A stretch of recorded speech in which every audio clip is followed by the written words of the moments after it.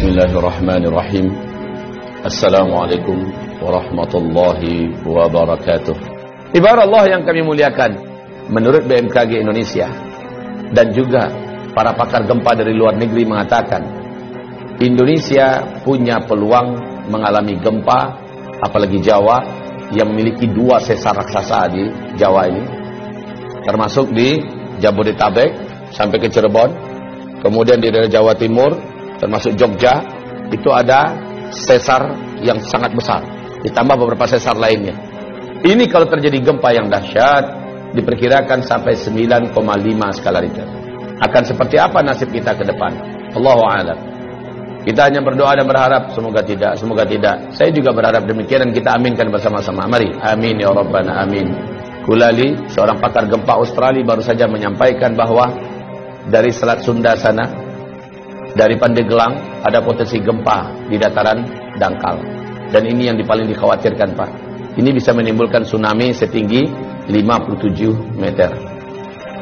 Tsunami ini akan mengejar sampai seluruh Banten sampai ke Jakarta. Kalau 57 dari sana sampai Jakartanya sisanya 15 meter ketinggiannya. Apapun itu kita aminkan lagi, semoga tidak pernah terjadi. Amin. Tapi mereka bicara bukan orang-orang bodoh. Mereka adalah pakar dan ahli. Ketika mereka memperingatkan, maka layak untuk kita mengambil kesiagaan. Saya hanya sarankan pada kita yang mampu menghentikan bencana yang sudah diprediksi perkiraannya hanyalah Allah Subhanahu wa taala.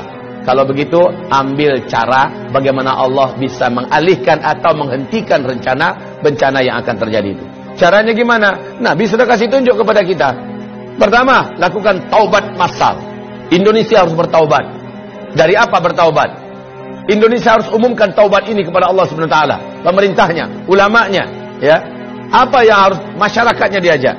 Yang diajak taubat itu adalah negara Indonesia ini dengan rakyatnya. Satu, hentikan menzalimi para alim ulama.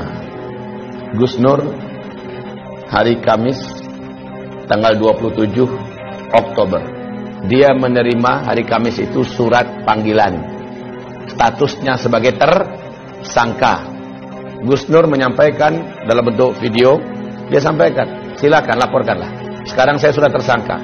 Paling-paling saya hanya ditangkap, dipenjarakan. Atau mungkin bisa jadi saya dibunuh. Terserah kalian mau buat apa.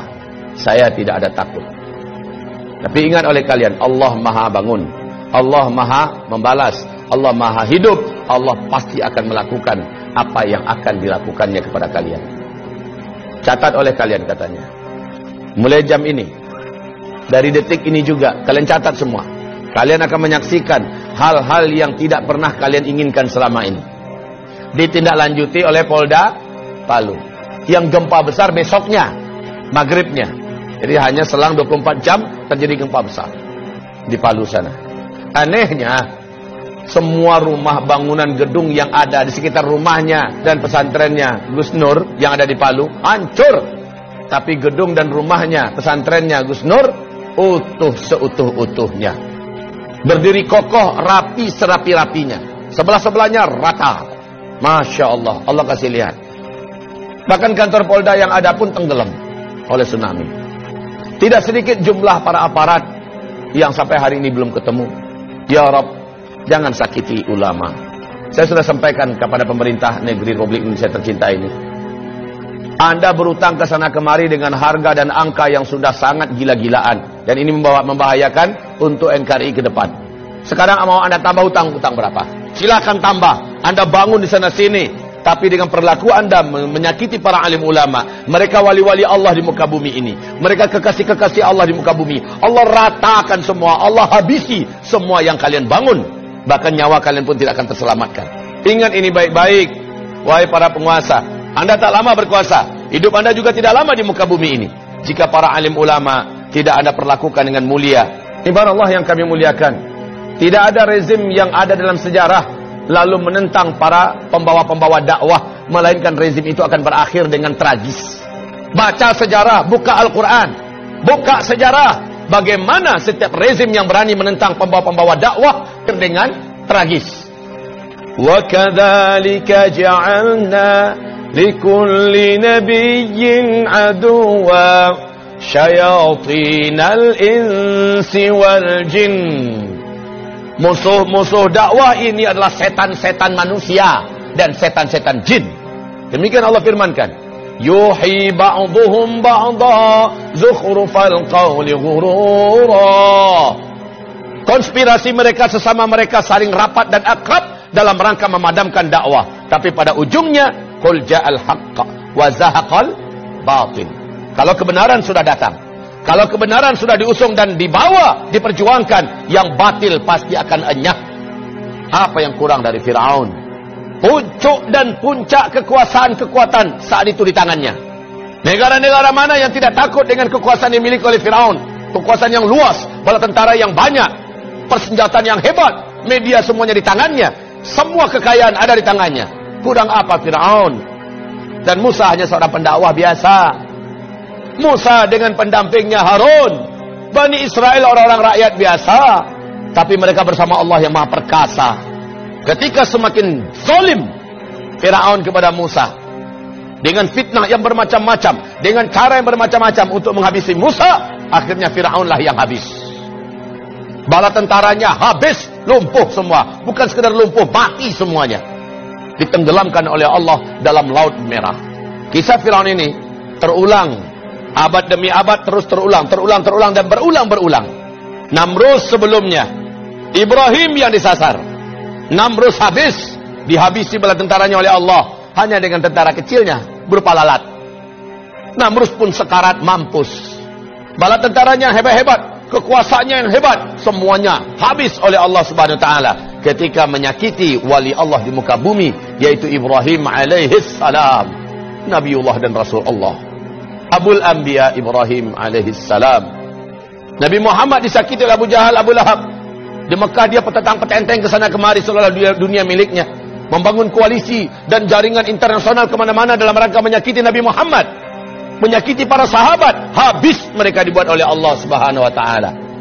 Maka rezim manapun di muka bumi ini, kalau sudah berhadapan dengan dakwah ilallah, berhadapan dengan ahli-ahli dakwah, para alim ulama, pembawa dakwah, pembawa kebenaran, Allah pasti akan tetapkan, in lan tajida li sunnatillahi tabdila. Tidak akan didapatkan sunnatullah itu bisa berubah, tidak akan pernah berubah. Sunnatullah itu tetap akan terulang. Saya tidak tahu omongan ini akan sampai tidak ke telinga para pemimpin dan berkuasa yang sedang memimpin di Indonesia.